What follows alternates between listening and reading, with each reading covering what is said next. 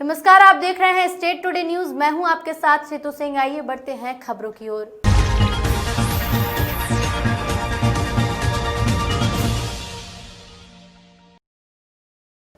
गुंडे तत्वों के लोगों ने सुलभ कॉम्प्लेक्स संचालक पर पैसे देने को लेकर हमला कर दिया। उज्जैन के नानाखेड़ा क्षेत्र में सुलभ कॉम्प्लेक्स संचालन को आए व्यक्ति ने पैसे न देने की बात पर विवाद हुआ। विवाद के बाद संचालक पर लाठियों से हमला किया। इसका वीडियो वायरल हुआ है। अज्ञात आरोपियों के खिलाफ प्रकरण दर्ज किया गया। सोशल मीडिया पर एक वीडियो वायरल होने के बाद उज्जैन पुलिस ने अज्ञात आरोपियों के खिलाफ प्रकरण दर्ज कर लिया है।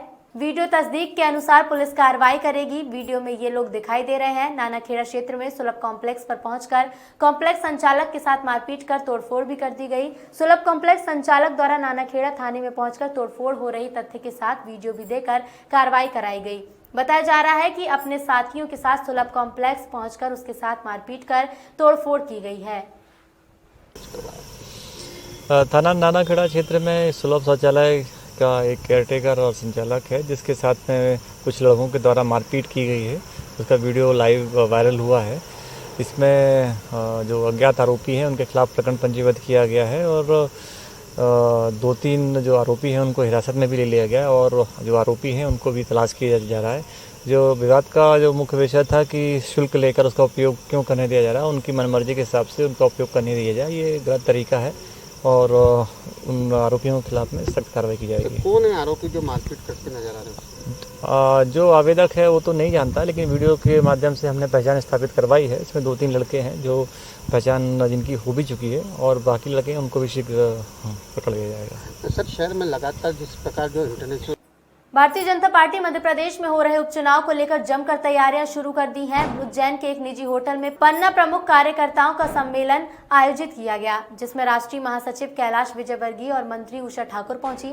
महासचिव कैलाश विजयवर्गीय ने बिहार चुनाव और मध्य प्रदेश में 28 सीटों पर विजय की बात कही। वहीं कांग्रेस के राहुल गांधी और कमलनाथ पर लोगों को विश्वास नहीं होने की बात कही है। इंदौर की सांवेर विधानसभा और अगर सुबासरा की विधानसभा सीट पर आगामी दिनों में चुनाव होना है, जिसको लेकर कार्यकर्ताओं और मतदाताओं को जागरूक करने के लिए पन्ना प्रमुख कार्यकर्ता सम्मेलन का आयोजन किया गया, जिसमें राष्ट्रीय महासचिव कैलाश विजयवर्गीय और मंत्री उषा ठाकुर पहुंची। यहां पर उन्होंने कार्यकर्ताओं को उपचुनाव के लिए जागृत किया और वहीं कार्यकर्ताओं से मतदाताओं के घर पर पहुंचकर उन्हें मतदान करने के लिए आश्वस्त करने का वचन लिया। राष्ट्रीय महासचिव कैलाश विजयवर्गीय ने कहा कि मध्य प्रदेश में 28 सीटों पर भाजपा की विजय होगी। कोविड के चलते मतदाता मतदान को अवॉइड न करें। इसके लिए कार्यकर्ता जनता के बीच जा जाकर अपनी बात रखेंगे और उन्हें मतदान के लिए प्रेरित करेंगे।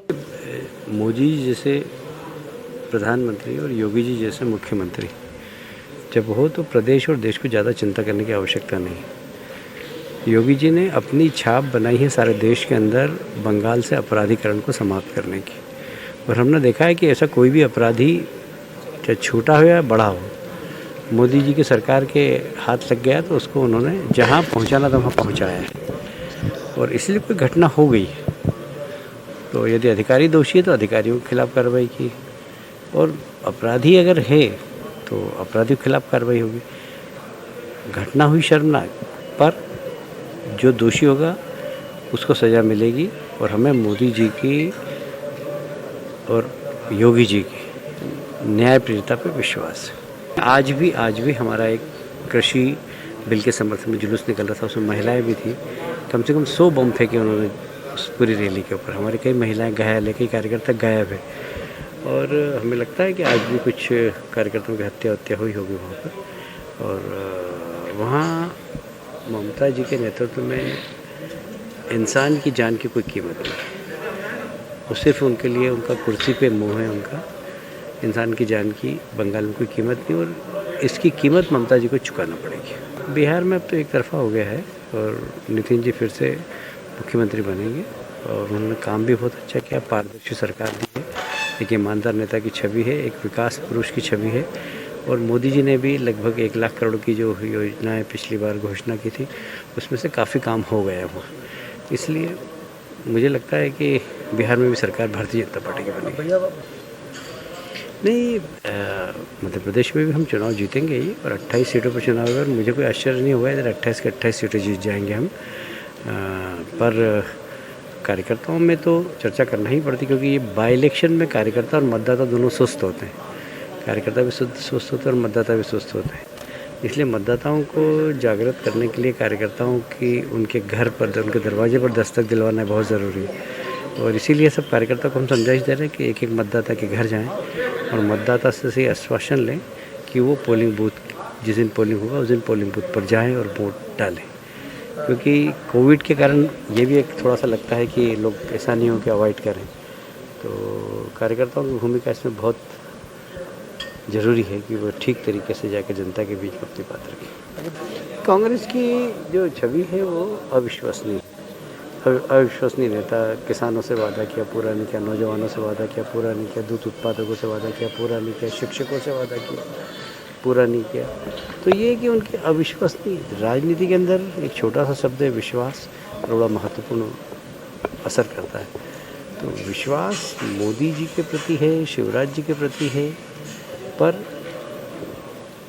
राहुल के प्रति नहीं है और ना ही कमलनाथ जी के प्रति। तो विश्वास विश्वसनीयता नहीं है।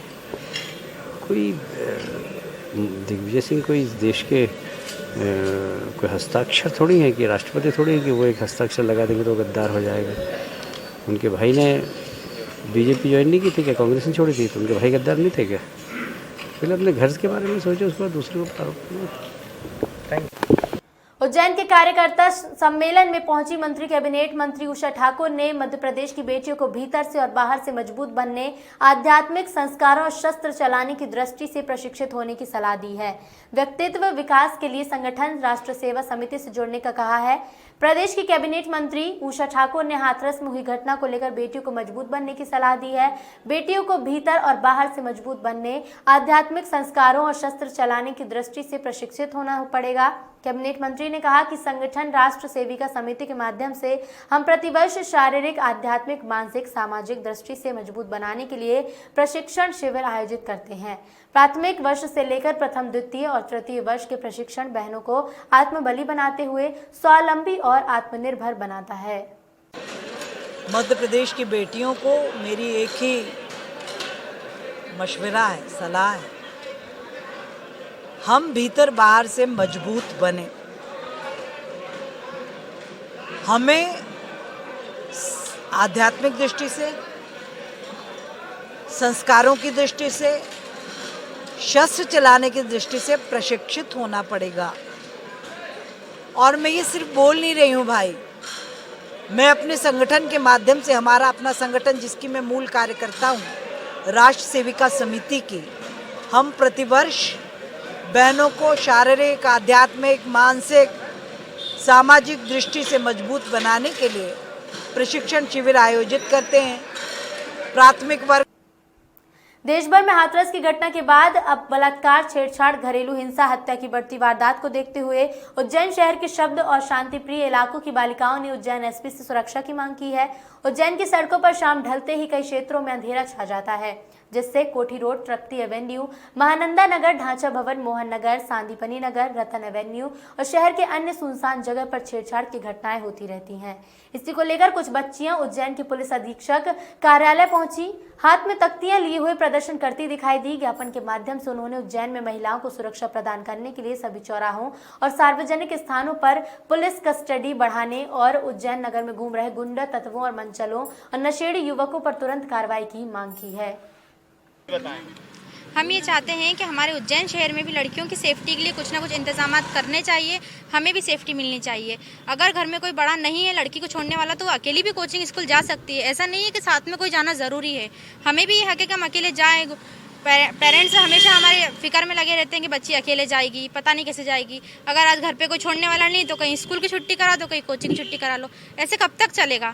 हमें भी तो अकेले जाने का इंडिपेंडेंस मिलना चाहिए, और वो इसलिए नहीं मिल पाता क्योंकि हमारे पेरेंट्स परेशान रहते हैं कि बच्ची कभी अकेले जाएगी तो कुछ हो ना जाए, कुछ दुर्घटना ना घट जाए। इसी डर से हमारे पेरेंट्स आज भी उनके दिल में डर बना रहता है।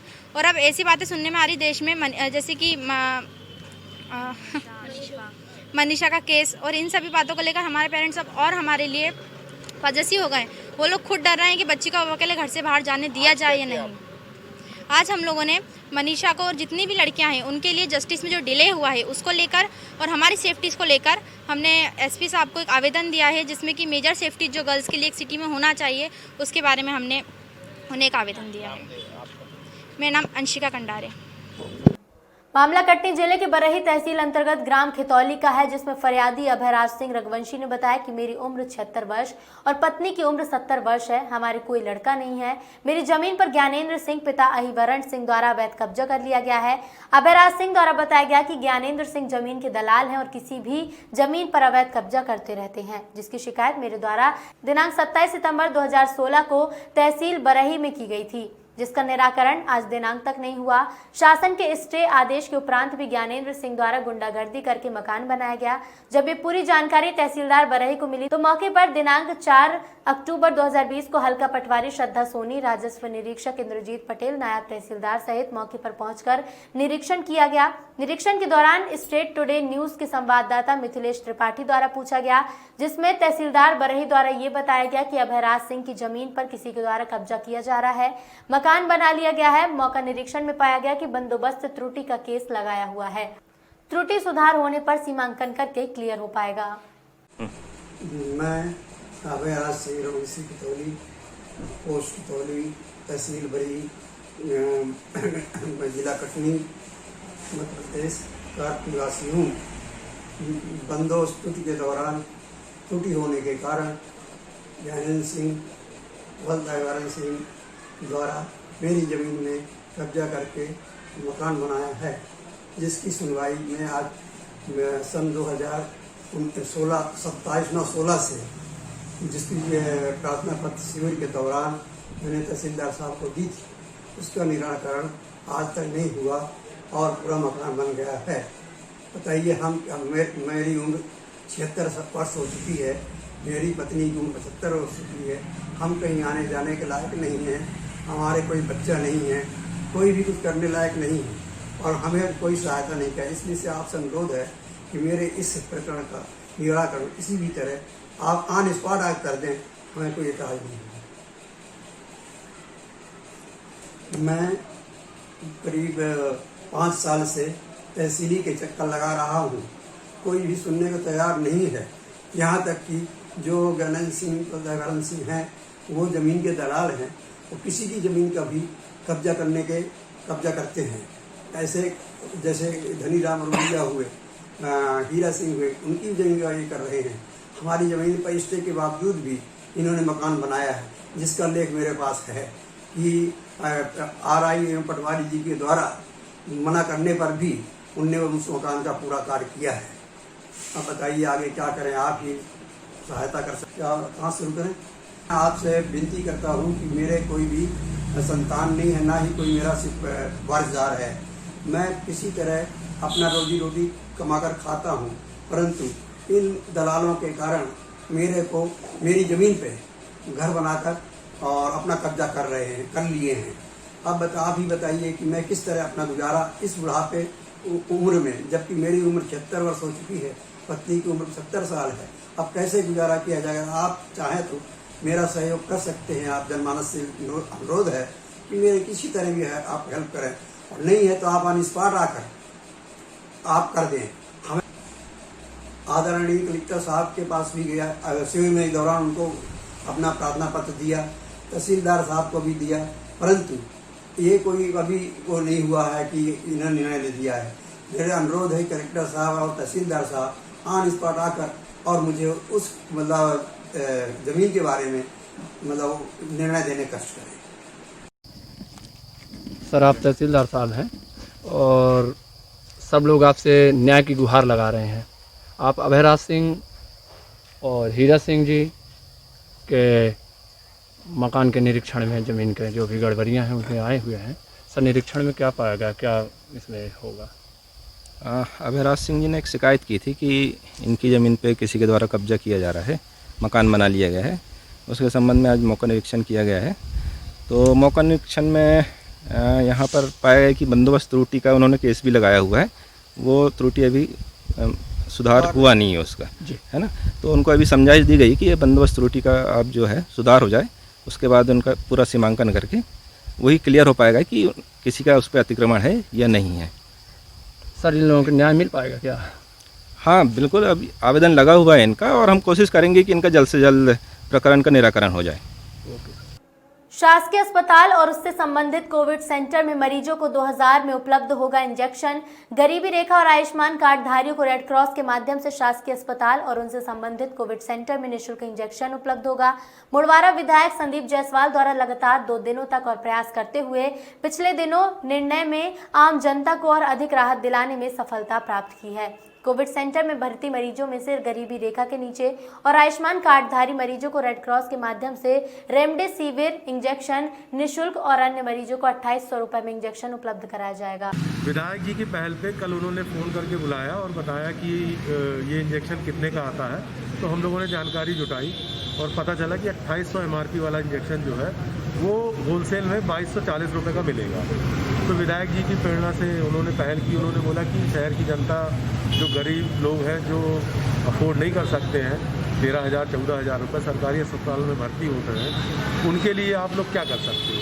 तो उन्होंने बोला कि आप लोग ऐसा कर सकते हैं क्या, तो हम लोगों ने बोला बिल्कुल कर सकते हैं। उनकी पहल पे हम लोगों ने फिर ये निर्णय लिया कि हम लोग इसको बिना प्रॉफिट के बेचेंगे।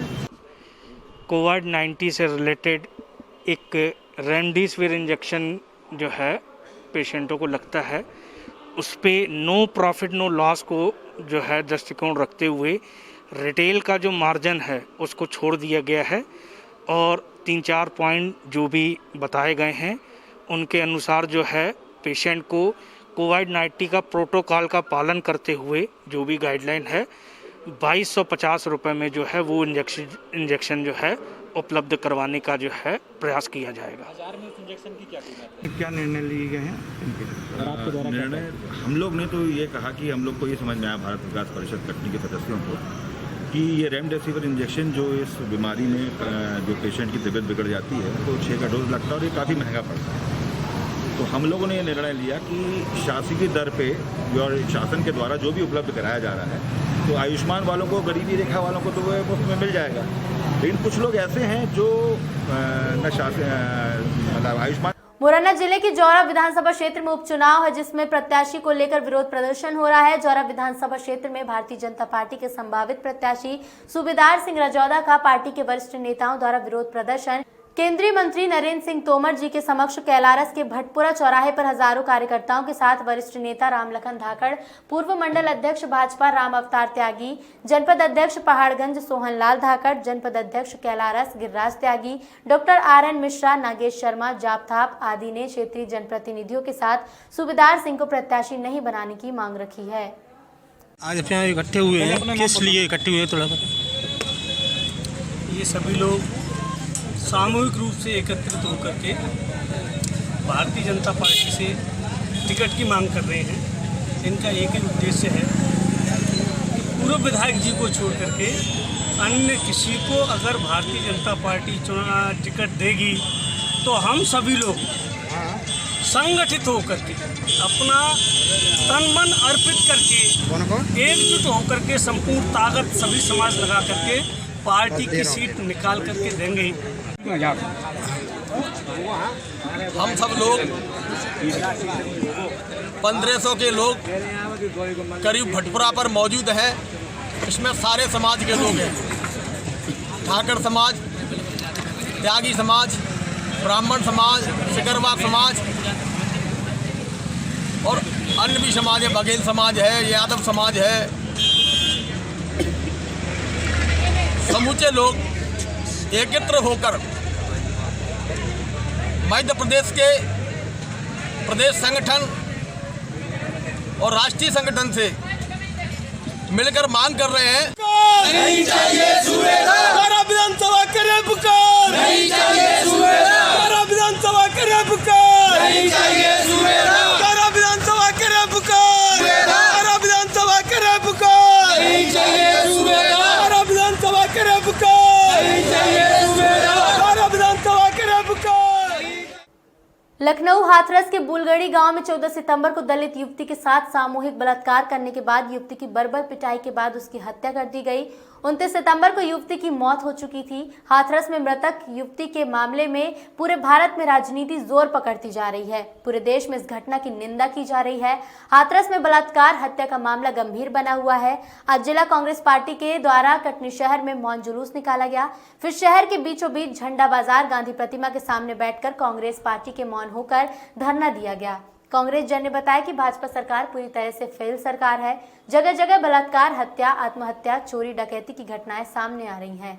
आज भाजपा सरकार के राज में महिलाएं सुरक्षित नहीं हैं।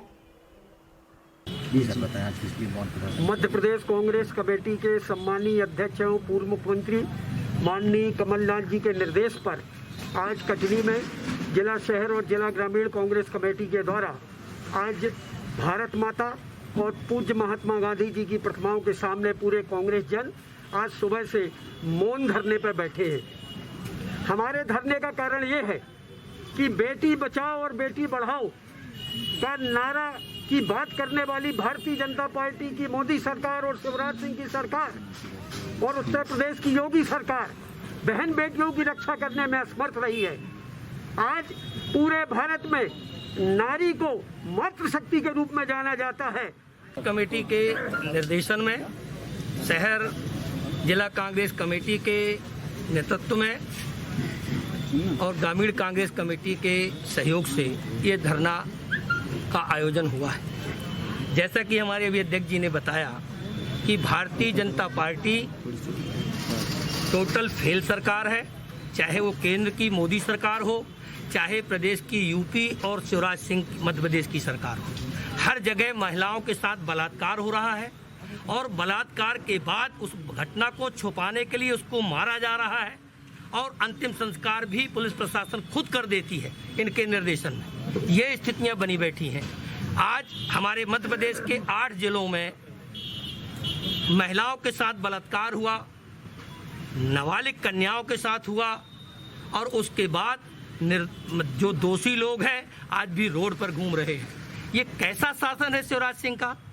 ये कैसा शासन है योगी का? ये कैसा शासन है इसका मोदी का? ये कर क्या रहे हैं? जिस देश में आधी से ज़्यादा जनसंख्या महिलाओं की हो, जिस देश में नारी की पूजा की जाती हो, उस देश को ढंग से लोगों ने बना दिया है। अपराधियों की शरण स्थली बन गई है। भोपाल में ये स्थितियां बनी है। आप देखें हर मामले में शिवराज दशा हुआ है।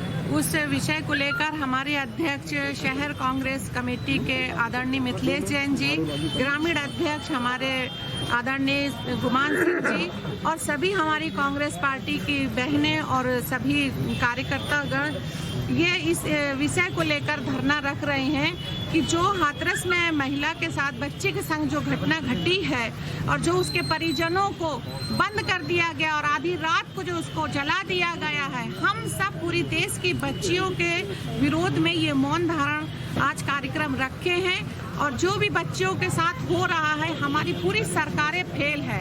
मोदी जी की भी सरकार फेल है, उत्तर प्रदेश की भी सरकार फेल है। यदि इतना बड़ा हादसा हुआ, योगी सरकार को उस जगह पर आगे आना था और उस पीड़ित परिवार को कैद कर दिया, उसके पिता को लात मारा गया, उनके पूरे परिवार को बंद कर दिया गया और जो मिलने जा रहा है वहाँ गुंडागर्दी हो रही है। हम सब बच्चियों के साथ हैं, महिलाओं के साथ हैं और आगे भी यदि कोई घटना आएगी तो हम सब एक होकर ये लड़ाई लड़ने को तैयार है। और शिवराज सिंह की सरकार में जो इस खबर में फिलहाल इतना ही। बने रहिए स्टेट टुडे न्यूज के साथ। नमस्कार।